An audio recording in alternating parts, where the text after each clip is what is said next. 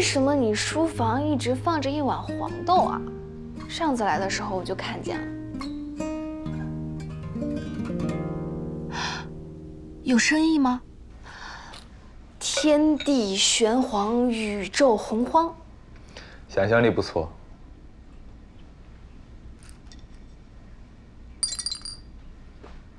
是用来做复健的，锻炼手的准确度和灵活性。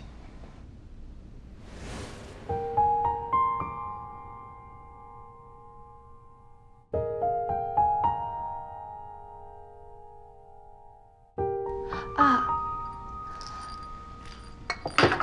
你有的时候会做一些手部动作，也是复健。你是说这些动作吗？对。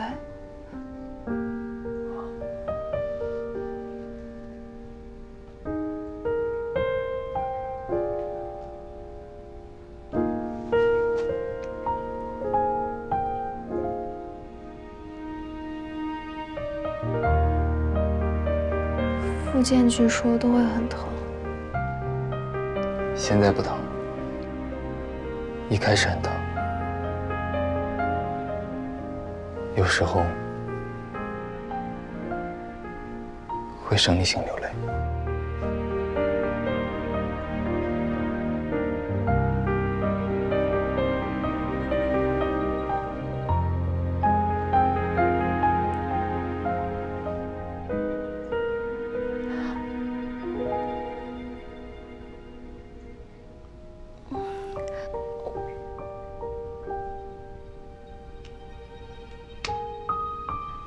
你这是早餐吗？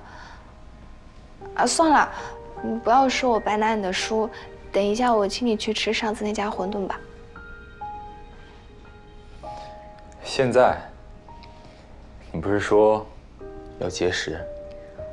我变卦了，毕竟最近又是动脑又是动腿的，还是吃饱肚子才有力气干活。哎呀，走啦。我来拿吧。不要你。正常生活没问题。你忘了，我还接过某个从天而降的人。好吧。对了，过年前你说要请我和应届雨花吃大餐，还算数吗？当然算，周6。可以啊。你怎么才请我吃饭就要收巨额利息？那会儿你自己说的。那你明天请我吃什么？你是要先在我这里吃回本吗？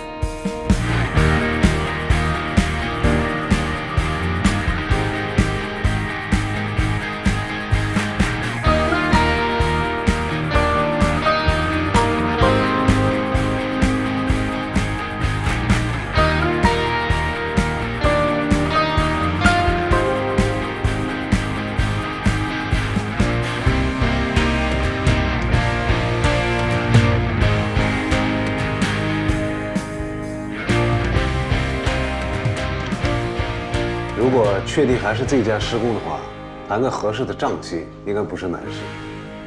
谢谢吴总，我们现在还在设计阶段，我就是先找您来了解一下情况，等后面方案定下了，我还有好多事情要向您请教呢。你尽管问，别怕麻烦。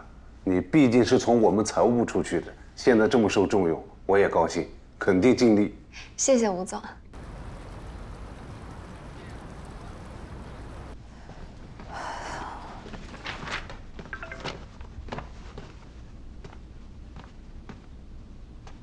林总明天晚上请我们吃哪家呀？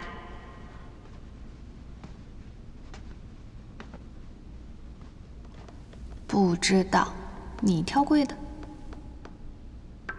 懂了，那今天到我们宿舍吃菜叶子吧，提前节食。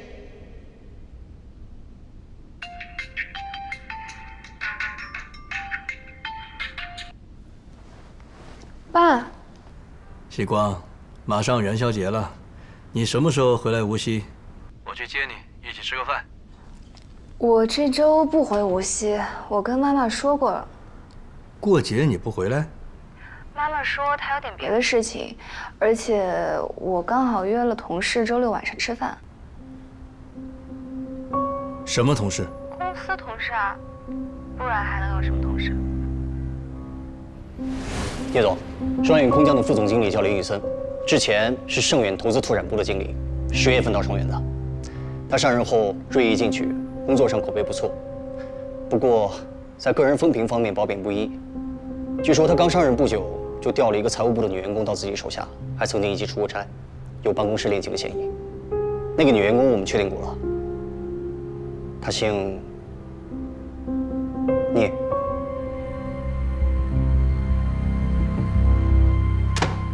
行，你不回来，我去苏州找你。明天中午，中午我有个饭局，下午我去你公司接你。哦，好。那就这样。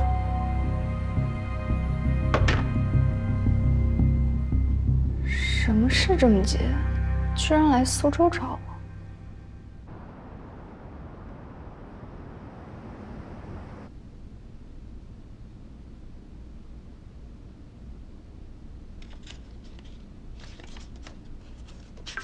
这家还是这家？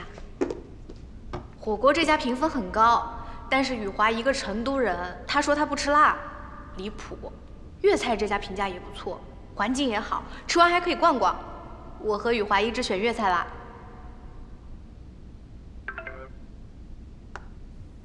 我到你公司门口了。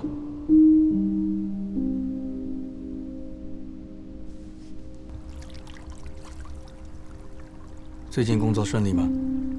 还行。你怎么从来没跟我说过，你的上司是林宇森，而且还被他从财务部调到他手下？你也没问过。我去年工作太忙，没顾上这些。我前几天才听说的。我还听说一些不好的传言，是真的吗？你不觉得你问的这个问题很莫名其妙吗？有什么不好的传言？你说清楚啊！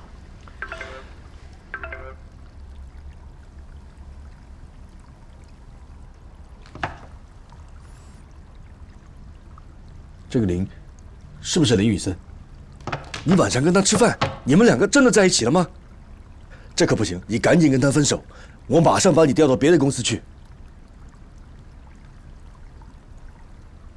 首先，你不要乱动我的手机。我跟谁在一起是我自己的事情，我不喜欢这么被命令。什么你的事我的事？你是我的女儿，我的独生女儿。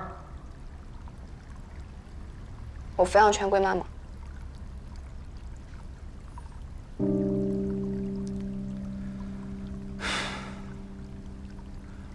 我知道你气我，可是你是我女儿，我难道还能害你吗？你现在年纪还小，不知道人心险恶，多少人盯着你的身家财产。你什么意思啊？喜欢我的人都是因为钱？我不是这个意思，但是防人之心不可无。那你多虑了，林宇森不是这样的人，而且他自己就很有钱。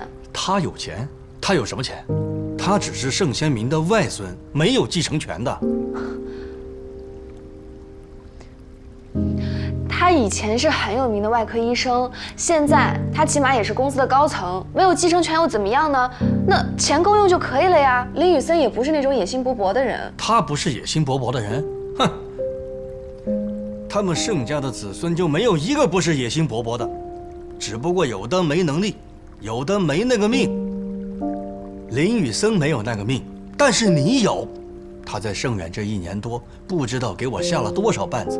年纪轻轻就能让我吃暗亏，希光，你怎么可能斗得过他？你只会被他卖了，还帮他数钱。我在商场这么多年，看人难道还会有错？他这个人外表冷酷，笑里藏刀，10个你都不是他半个对手。你以为他在苏州就心甘情愿？他是以退为进，伺机而动，现在还找上你当跳板，也是我疏忽了。我只知道他离开盛源总部，没太注意他的动向。不对，希光，他就是冲着你来的。哎呀，行了，你的中心思想不就是人家看上的不是我，而是你的财产吗？你到底是在诋毁林宇森，还是贬低我呀？不过话说回来了，如果人家真的是因为你的财富看上了我，那不是比看上我的外表、性格还是别的什么东西更加牢不可破吗？毕竟爸爸，你银行里的钱才是万岁万万岁。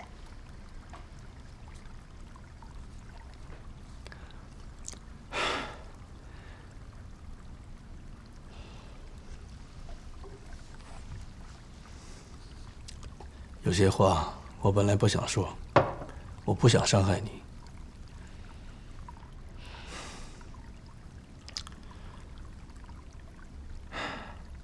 他追过念媛，前年也是大概这个时候吧。于总的宴会你也去了，不过你发脾气早走了，还记得吗？他当时是陪盛先民去的，宴会后他跟别人说他对念媛有好感，念媛知道后就邀请他来无锡赏梅，结果他开车过来的路上就出了车祸。这些事情要不是念媛告诉我，我根本不知道。西瓜，你现在看明白了吧？他就是看上我们家能给他带来好处。马念媛他只是我一个比较熟悉的小辈，他都趋之若鹜，更何况是你？你是我亲生的宝贝女儿。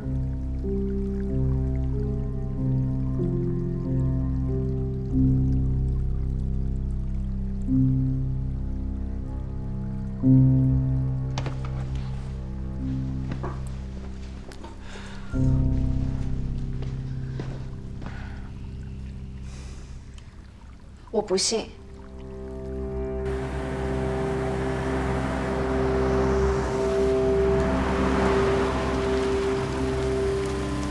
小姐，到了。小姐，到地方了。啊。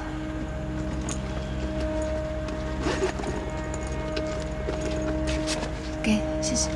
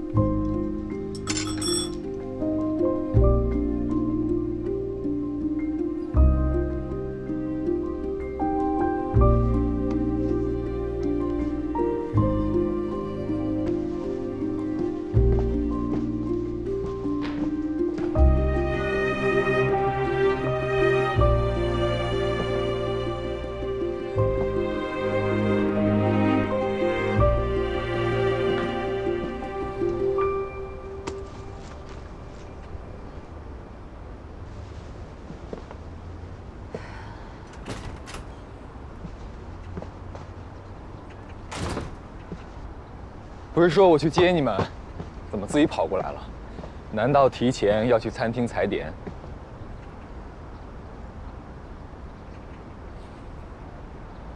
餐厅现在可能还没开门，但我们可以先过去，在附近逛逛。林雨森，我有事情想问你。什么事？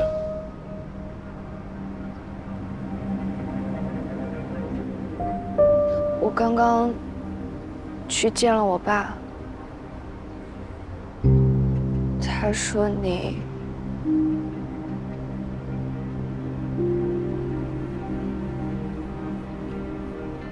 聂总，他来苏州了。他说什么？你认识马念媛？这人是谁啊？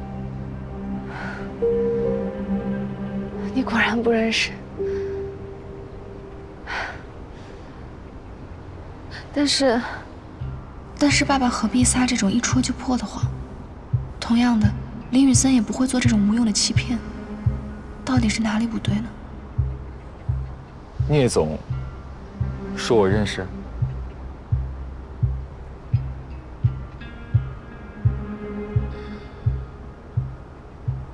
这倒奇怪了。是很奇怪啊。我爸的事情，你应该知道吧？你是指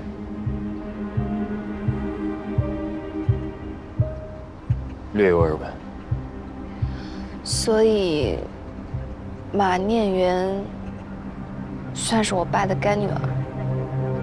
我爸说，你们在前年冬天于总的宴会上认识，然后他邀请你去无锡赏梅。你说什么？叫我去无锡的不是你？怎么会是我？我那个时候还不认识你啊。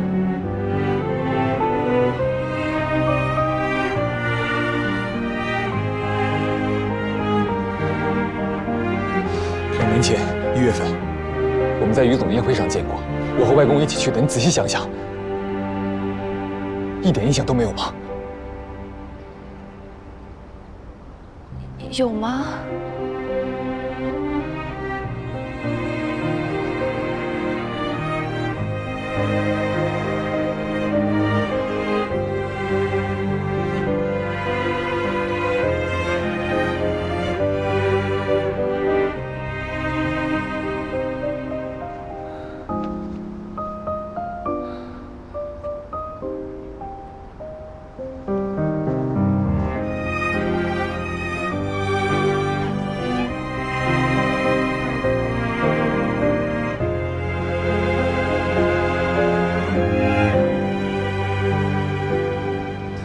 原来是这样。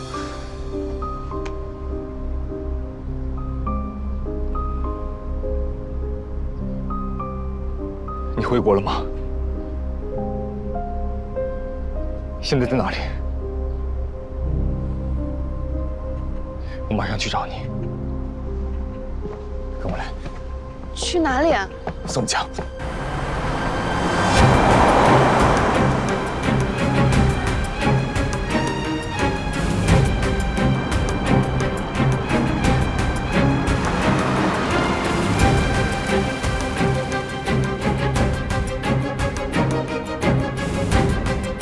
出来。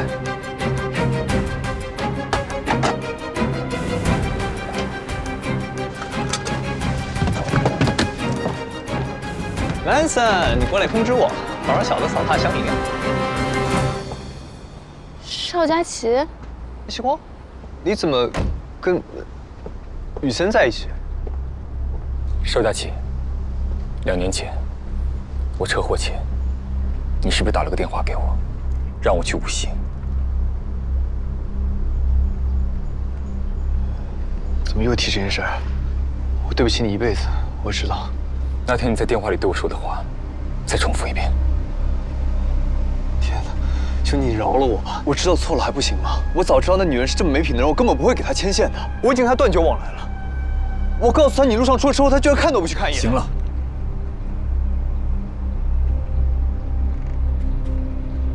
你只要把你说过的话一字不漏地复述一遍。我哪里还记得？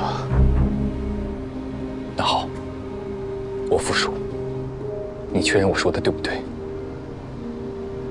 那天我刚做完一个大手术，你打电话跟我说，来无锡呗，我介绍个美女给你认识。我说，你还有这闲心？谢了，大可不必，是不是这样？兄弟，你记性太好了，是这样没错。不是我记性好。车祸后，我躺在病床上不能动弹，把这些话想了无数遍。然后你说，上周你不是参加我老妈的 party 吗？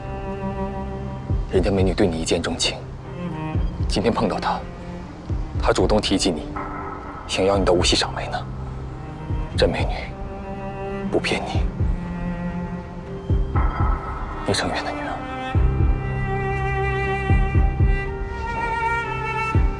那时候不是才回国吗？那女的装得可怜兮兮的，我就被她误导了，以为那是聂叔叔私生女。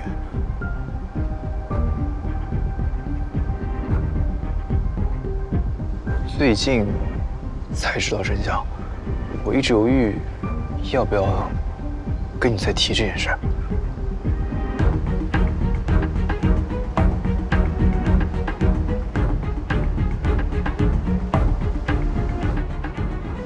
老天，你们怎么会搞一块儿去？你不会远约你的是聂曦光吧？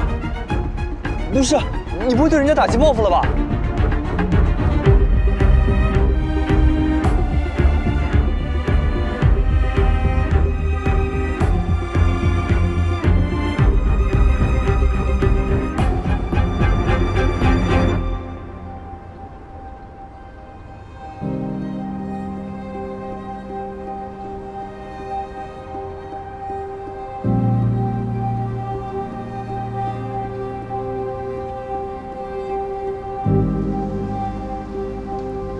我送你回去。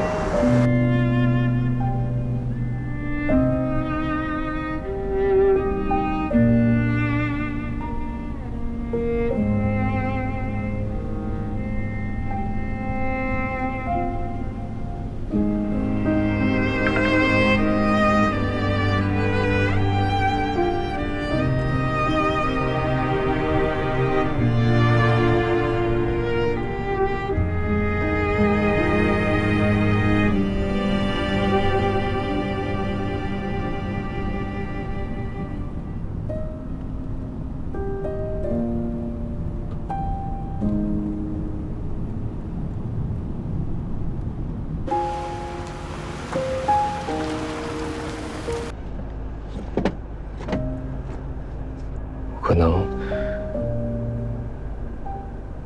需要自己待一会儿。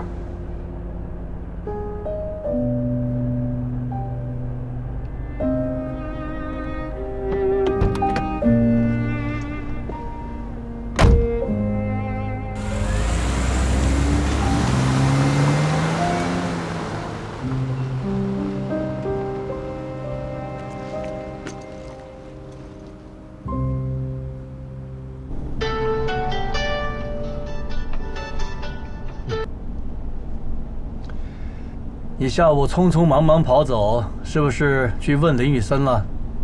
他承认了没有？人证都在，他难道还能狡辩？现在知道爸爸说的没错了。乖女儿，听爸爸的，立刻跟他断了。你从小被爸爸妈妈捧在手里，天真单纯，哪里知道外面的人心多险恶？外面人心的确险恶。但险恶的不是林宇森。他又说什么把你唬住了？哎呀，你真是鬼迷了心窍啊！马念远怎么跟你说的？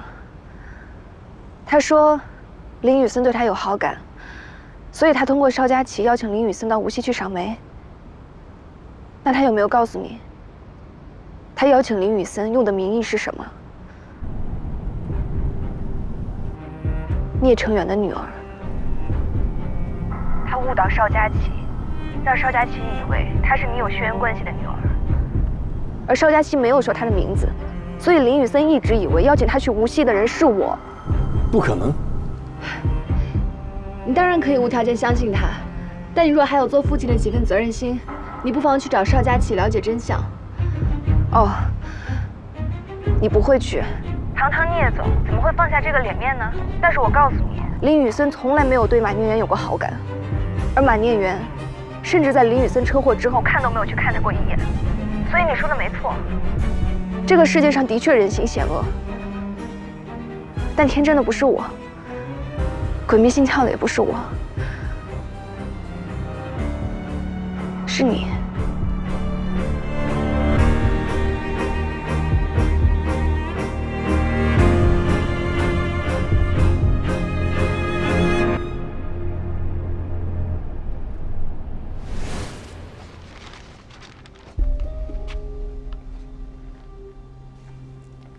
叶叔叔，你来了。聂远，你站住！你最近不太对劲，是不是发生了什么事？没有。你跟我说实话，你现在不说，回头出了什么事，我可不会帮你。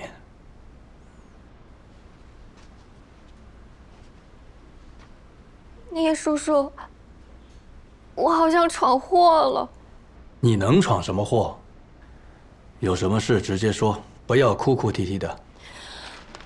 就是上个月你带我去于总的晚宴，宴会上我认识了盛源董事长的外孙和于总的儿子邵佳琪。那个盛董的外孙姓林，具体什么名字我都不记得了。到后来回去，他跟邵佳琪说他对我有好感，我就说那邀请他来无锡赏梅。结果来的路上他出车祸了。邵佳琪说没什么大事，但是我心里害怕，一直没去医院看他。盛董的外孙来无锡找你，是要追你。年轻人喜欢漂亮的女孩子，可以理解。你又是我带去的，他看上你不奇怪。不过，出车祸是他自己的问题，你怕什么？邵佳琪说他是外科医生，车祸让他手受伤，他当不了医生了。我怕他把火发我头上。你怎么那么糊涂？他凭什么迁怒你？出车祸是他自己的问题，盛老头子再护短也不会怪到你头上。但是你不去看他，那就太不近人情了，还拖到现在才告诉我。对不起，聂叔叔，从小没有人教过我这些。要是在叔叔身边长大，我就不会处理的这么乱七八糟了。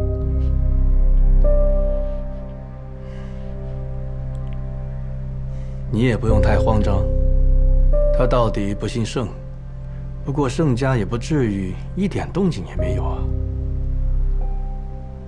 我打个电话试探一下。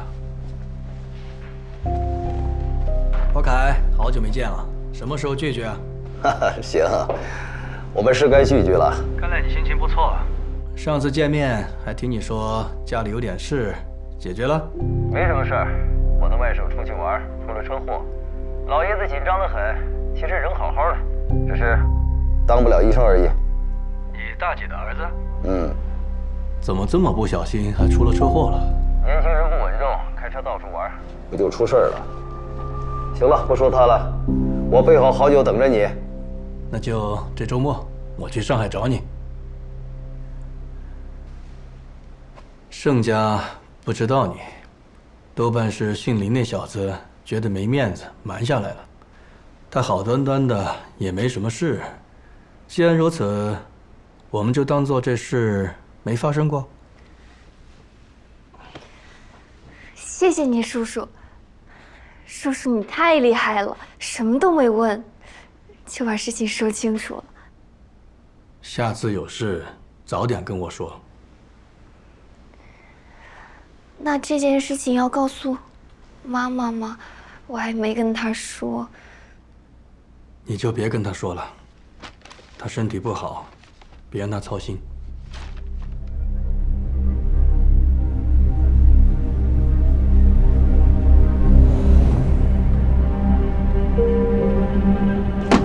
去那边别墅。仙人回归梧桐堂，就此涅槃苏醒。这神仙下凡渡劫不算少数，却未见过这么个渡法。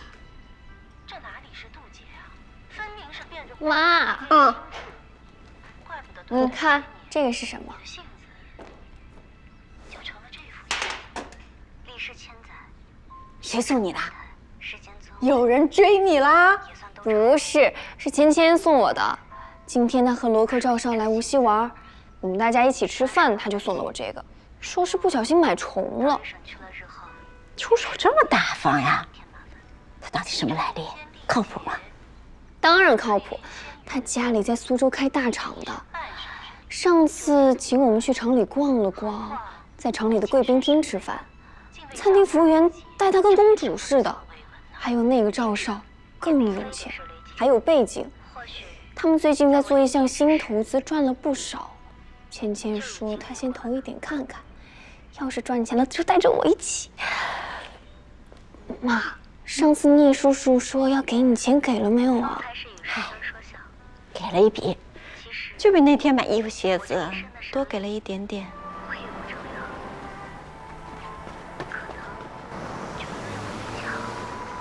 哦，他过来了，你先上去。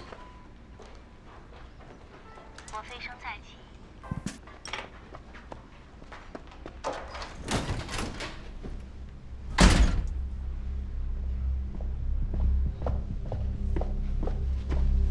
程远，你怎么来了？你生的好女儿马念媛，叫她出来。我马上叫她下来。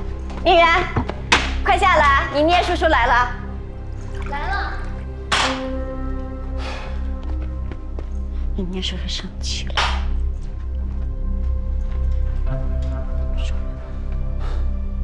聂叔叔，你来了。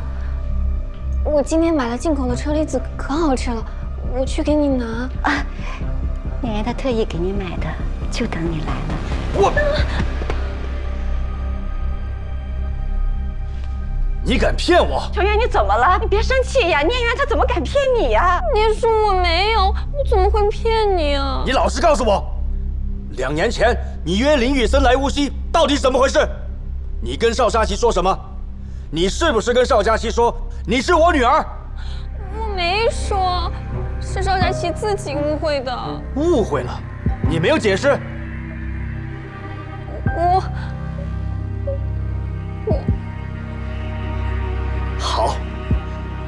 好，我看你就是故意误导她的。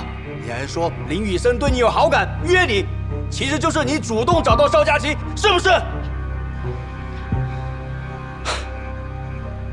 我真是养了一头白眼狼。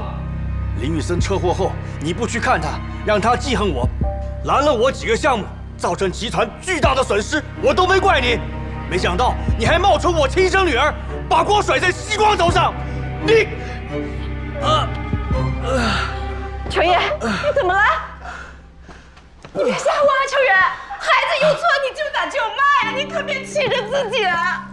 你现在可是我最要紧的人了，我天天在家为你祈福啊，就是想让你平平安安的。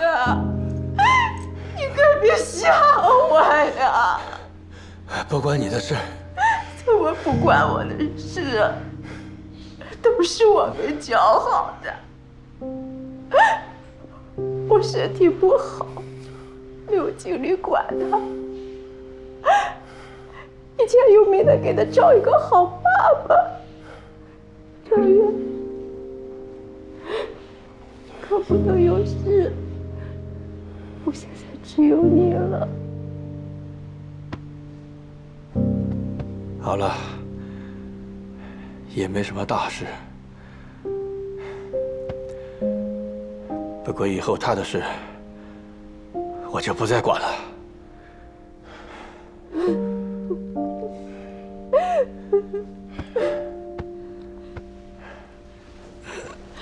你今天晚上不住在这儿了？不想见到他。那我就不留你了，我好好骂骂他。你回去好好睡个觉。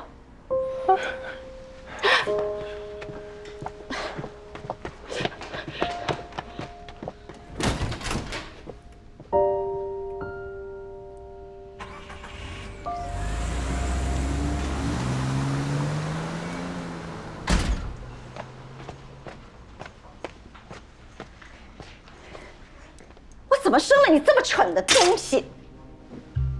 条件那么好的男人，来找你的时候路上出车祸了，你都不去照顾一下。我说了一些话，让邵佳琪以为我是聂叔叔的女儿。他肯定是因为这个原因，才肯来无锡见我的。我本来想着先认识了再说，就算后面发现我不是聂叔叔的女儿，多个漂亮女生喜欢，人家也不会太生气。我还能通过他认识更多的人。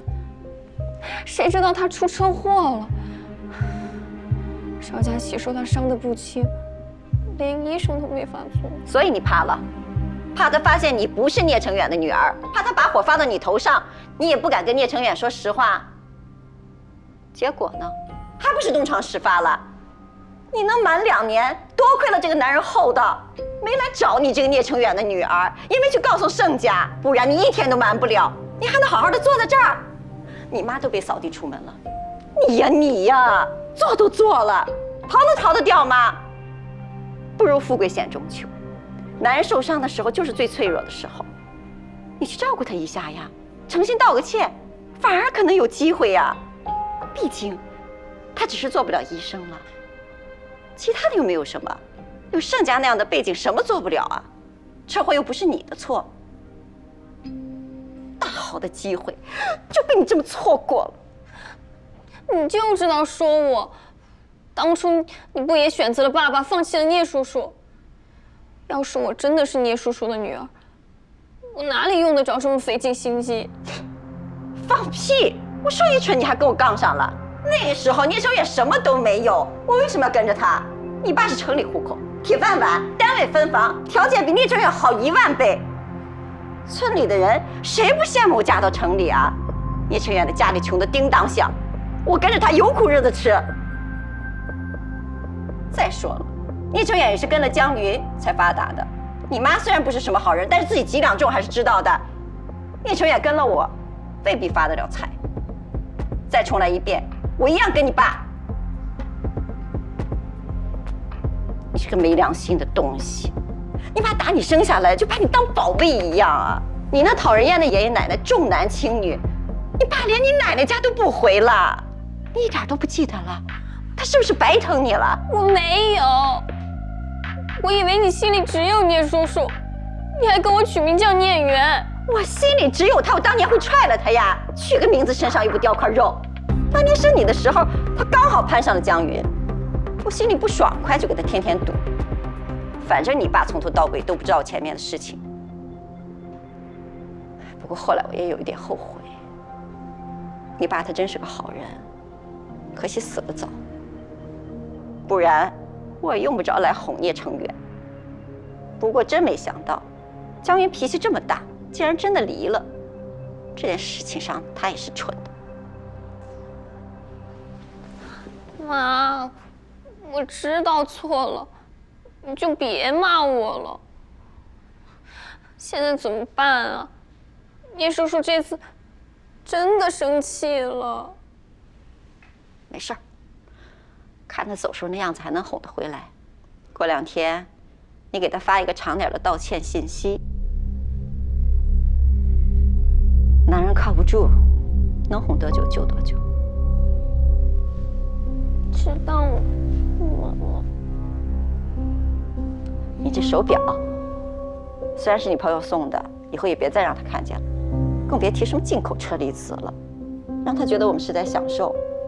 他给我们的钱都用来吃药看病，再就是为他身体健康给他祈福啦，知道不？嗯。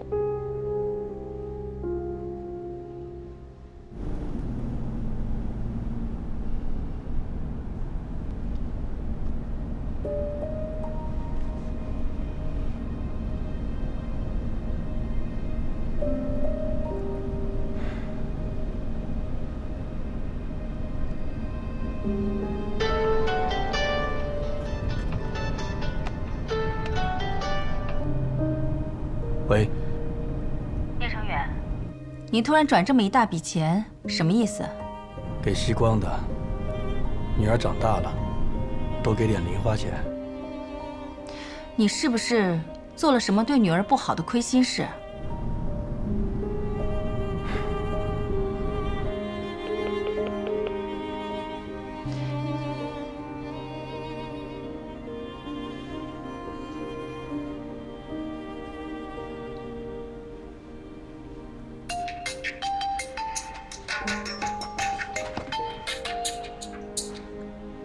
喂，妈。西光，你爸爸是不是做了什么对不起你的事啊？为什么这么晚？他刚刚突然给我转了一大笔钱，说是给你的零花钱，这大半夜的，实在是可疑。他做什么了？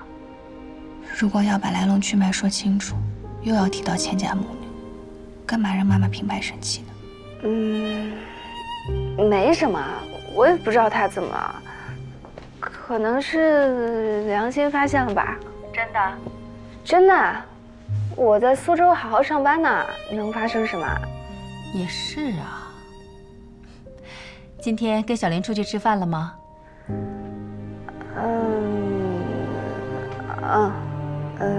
还有同事。那个，我不跟你说了，我要去洗澡了。好，早点睡啊，挂了。晚安。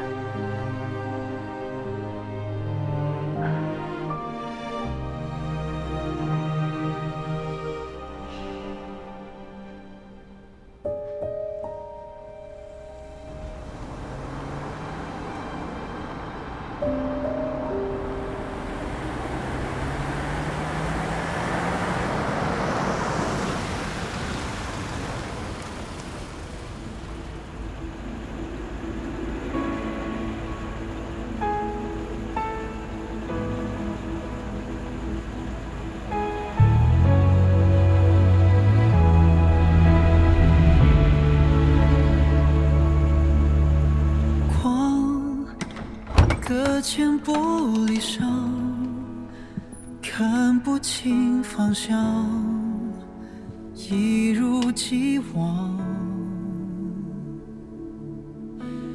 笔在心中融化，却听不到回答，如何放下？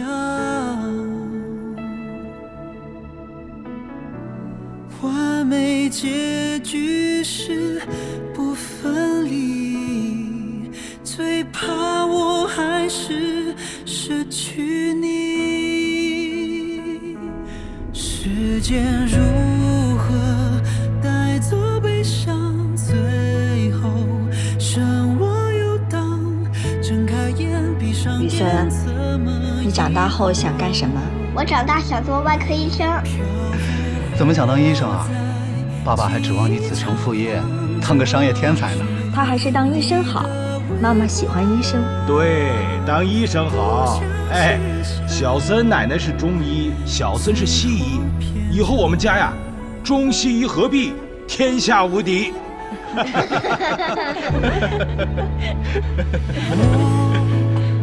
还在老地方许下了愿望，写在心上。你是我的梦想。爷爷今天做了鸡翅，我们未来的小医生多吃几个，吃啥补啥。要当外科医生手最重要，以后去和朋友打篮球都要小心一点啊。知道。最怕我还是失去你，飘舞我在记忆长廊，找寻你的微光，不想写下最后篇章。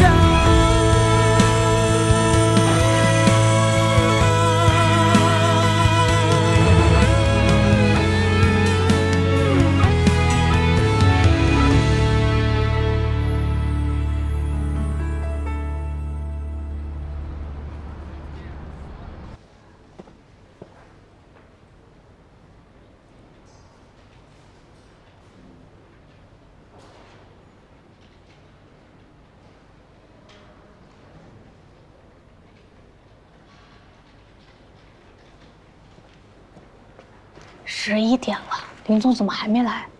难道因为放了我们鸽子，畏罪潜逃了？林总出差去了，大家最近有工作啊，都跟张总汇报啊。好的，好的，主任。知道了。怎么突然出差了？希光，你知道吗？我也今天才知道。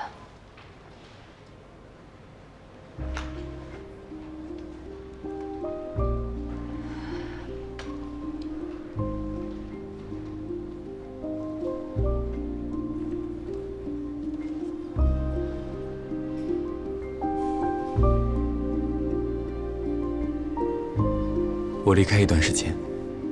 好。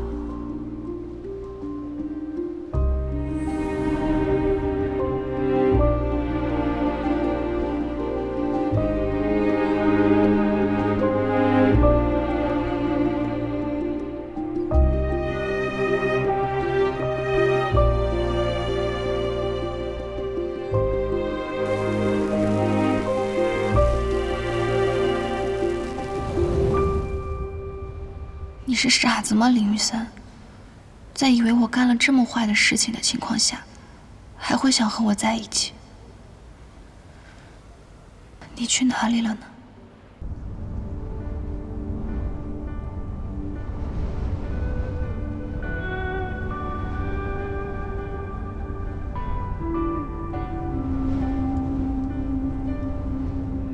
早晨微露的阳光照亮了眼里的暗，生活满当的奔忙，从未遗忘过善良。偶尔寂寞来探望，一路上回忆快闪。曾经坠落的坚强，终究需要时间帮点忙。面对失去后的一切如常，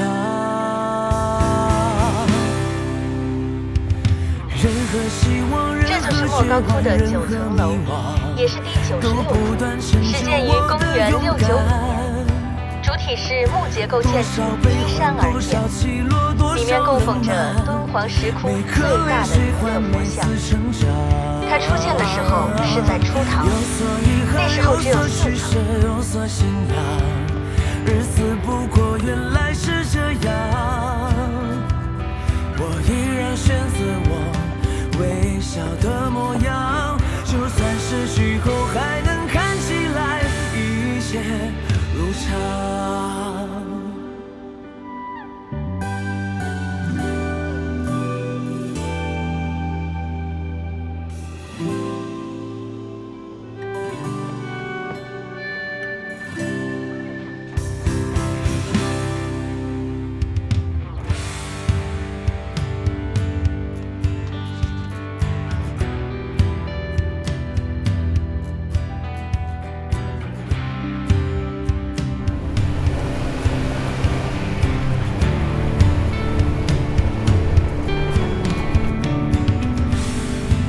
林哥，你是南方人吧？哪儿的？上海的。一看你这么白面书生，我就知道，我们这儿风吹日晒的，皮肤比你们粗糙多了，更有男人气概。我不是说你没有男子气概啊，你看着比我还高一截呢。不过别人来这旅游都是跟团，林哥你怎么租车自己玩啊？我和旅游团的目的地不一样。哦，咱们这站去哪儿？无为。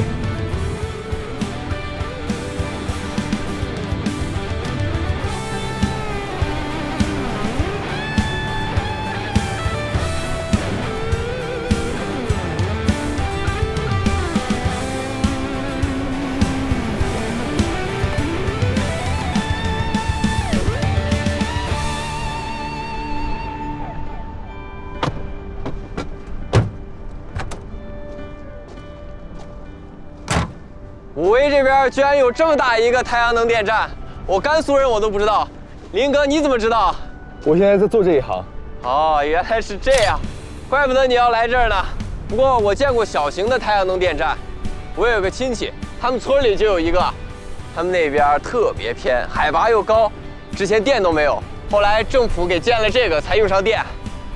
你们沿海发达地区的人可能想不到，如今还有地方用不上电。会越来越好的，这些工作我们国家一直没停止过。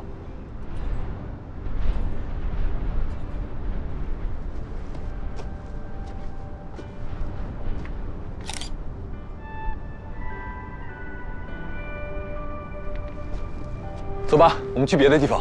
好。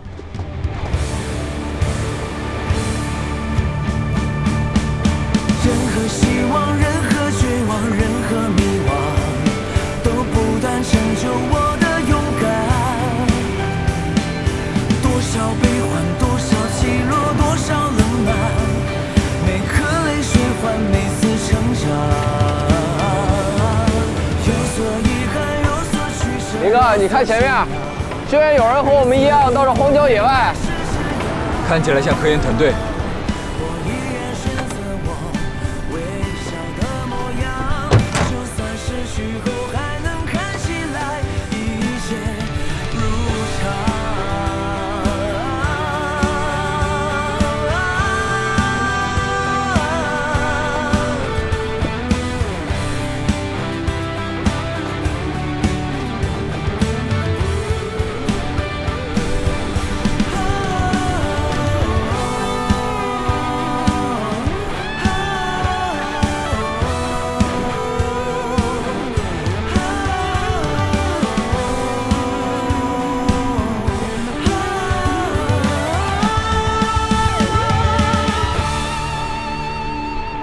任何希望，任何绝望，任何迷惘，都不断成就我的勇敢。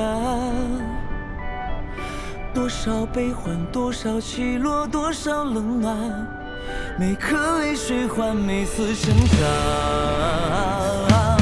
有所遗憾，有所取舍，有所信仰，日子不过原来是这样。哎，你先出来吧，估计还等一会儿呢。好。微笑的模样，就算失去后还能看起来一切。哥们儿，能不能帮个忙啊？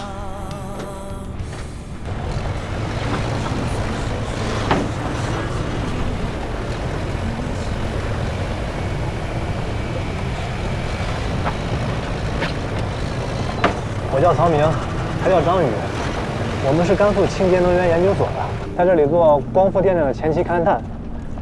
今天幸好遇见林哥你了，要不然我们还得再跑一趟接人。这个时间荒山野岭的，不得把人冻死了。不用客气，顺便的事儿。听口音，林哥你不是本地人？我上海的。哦，大城市啊。那林哥你是过来玩的，怎么跑到这荒郊野外来？过来散心，还有些工作。我从敦煌一路过来，到武威。主要想看看光伏电站。我现在的公司是做光伏电池和组件的。那四舍五入，我们是同行呀。林哥，你晚上是住在武威吧？对。那我们请你吃饭，这边我熟，请你吃最地道的羊肉串。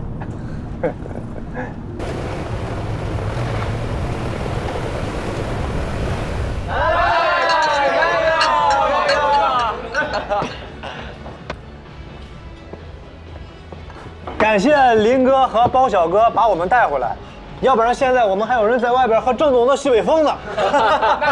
主要谢谢林哥，我是他雇的。一样啊！谢谢，谢谢。兄弟们，林哥居然是做光伏的，眼下这个年景，林哥居然没被打垮，还跑到我们大西北来实地考察，咱们再叫一个呗！左右，左右。林哥，你厂子在哪边？年产是多少？在苏州，原本是中等规模，年产约200兆瓦，现在正在扩建。牛啊！这个时候扩建，这才是有战略眼光的企业家。欧美不买单了，但是不还有我们广袤的国内市场吗？尤其是咱们大西北，这几年国家重返西部的动向越来越明显了，沙漠里的光伏电站肯定会越来越多的。咱们这儿虽然偏了点，但光照资源谁都比不过。的确，大西北日照时间长，最适合建光伏电站。那是，现在是冬天，日照时间算短的。夏天的时候，4点多，东方的第一缕阳光就照到家里了。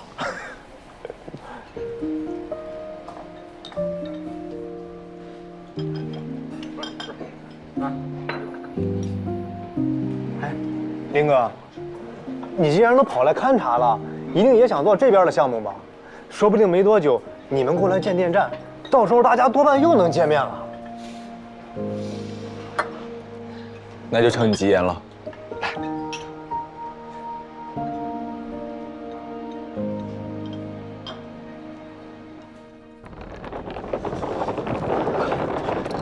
哎，我们就住这儿，物美价廉，老板热情。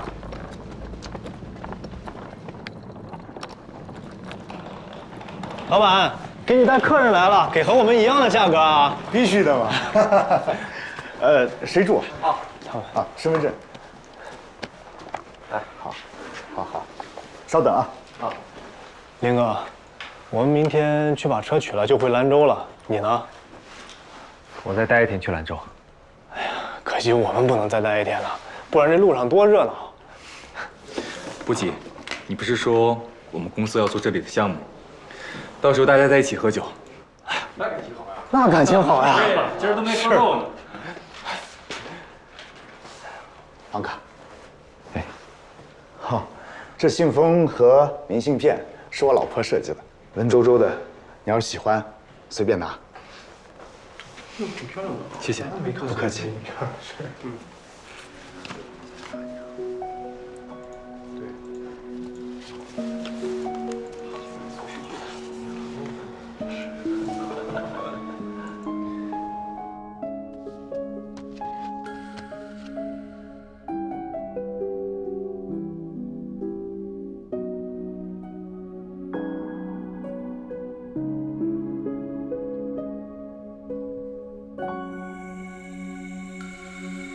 是你让我变透明，我是模糊地，才轻易被忘记。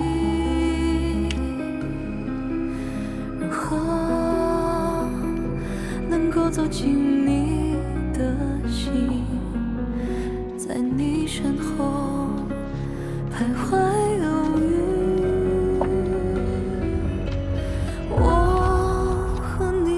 相互错过的季节，分隔在两个截然不同的世界。这个世界剩下将让人恋不歇，在另一个世界，纯白的心常年下雪。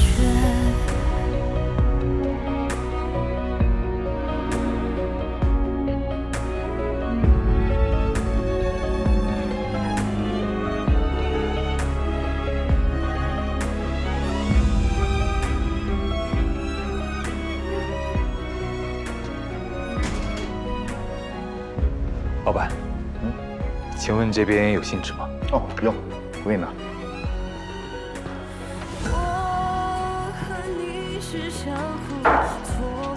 给，谢谢，不客气。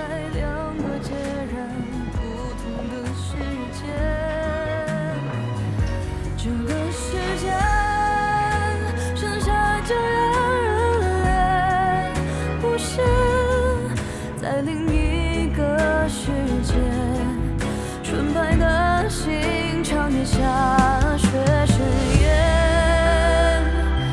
又辗转几遍，还未曾妥协，怎么放下执念？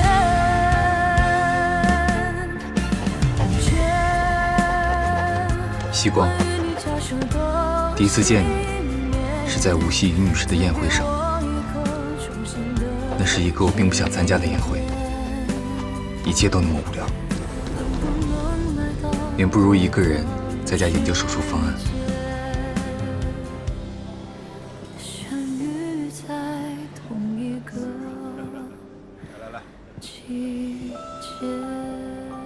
先生，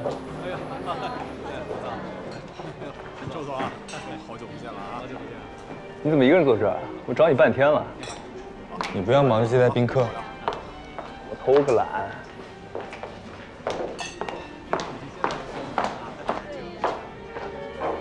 你今天出现在这里，我是真没想到。你外公带你进来的时候，我还以为我眼花了。什么情况？我们忙碌的大医生，居然也愿意出来社交啊？被院里派到无锡来交流开会，外公知道了，直接开车到医院门口来接我，不得不来。我说呢，你怎么不跟老爷子一起啊？他在贵宾室谈一个项目，我找个借口出来了。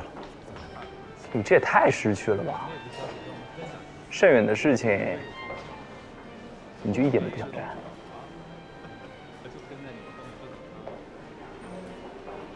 好了，我说你别这么闭塞了。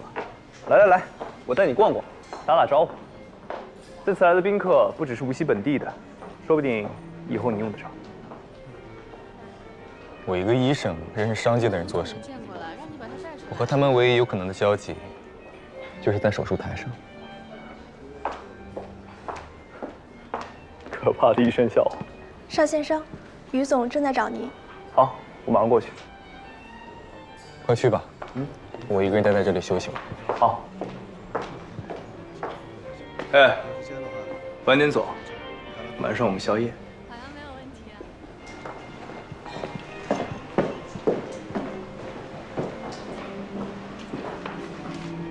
今天来了不少大人物呀。于总嘛，一向最讲究排场了。陆总，我跟于总打个招呼。于总，欢迎欢迎，生意兴隆，生意兴隆啊！聂晨远也来了，他旁边谁呀？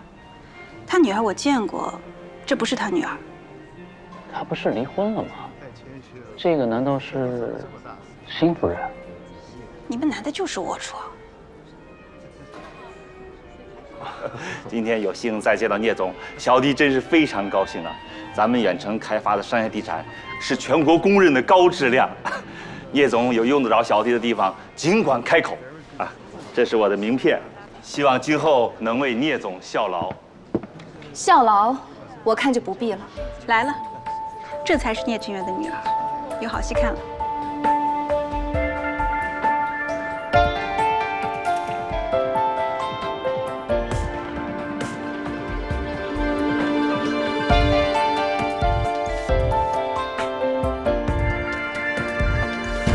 The sun in my life.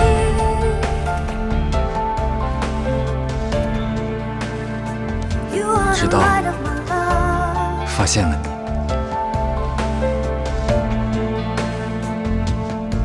When I am lost in the dark, every shadow fades away.